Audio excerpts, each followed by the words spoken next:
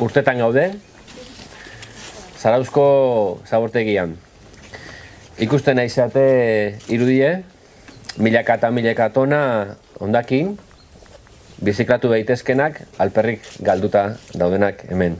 Zabortegiek ezin dute etorkizune izan, eta ez die etorkizune izango. Gipuzkoako zabortegiak itxi egingo ditugu. Zarauzko hau urtetakoa, urte hontako abendun 31-arako. Azpeitik Olapatxeko zabortegile 2015ko apirilien. Eta Beasaingo Sasietakoa 2015ko bukaeran. Gipuzkoako Foru Aldundiak badu hondakinak kudeatzeko estrategia integral iraunkor eta garbia. Horregatik ez dugu egingo Zubietan errauskailurik.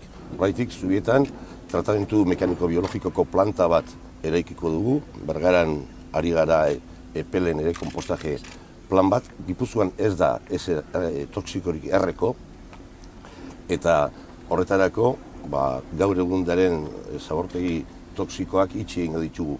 Zarauzkoa, urtetakoa, abenduaren 23an itxiko dugu, eta datorren urtean, 2015 Sasieta eta Lapatx ere itxi egingo ditu. Hori da gure eredua eta nik uste dut gaur egun munduko teknologiarik aurrerako jenetekin egiten ari garela. Zaborrakin kudeaketan horreneko paso oso garrantziko ematen deu, zabortegia bat izterako garaian, eta Martinek esan duen bezala, plana honekin ikusten deu, gu beste eredu bat jarri dugu mai gainen, eta kumplitu ingo dola eredu hori entzat, eta Zarauztarrantzat nik usten dut gaurko albistea oso pozgarria da. Hirurak izteko beste plantagia martxan behar dute, baina oain itxiko dugu hau, datorren urtean itxiko ditugu Beasain eta Azpeitikoa eta ordurako planta de tratamiento mekaniko-biologiko eta kompostajerako plantagia martxan dira tordun.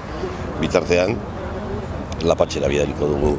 Zaborra kontuan hartuta gero eta zabor gutxiago sortzen dugula Gipuzkoarrok, gero eta biziklaje gehiago egiten dugula eta gero eta funtzionamendu hobeago batekin. Momentuetan ja 40% birziklatzen da.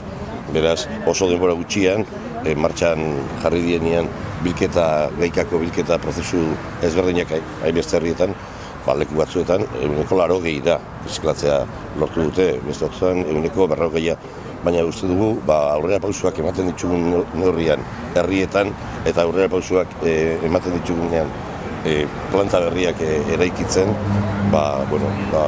gure plana osatuko dugula.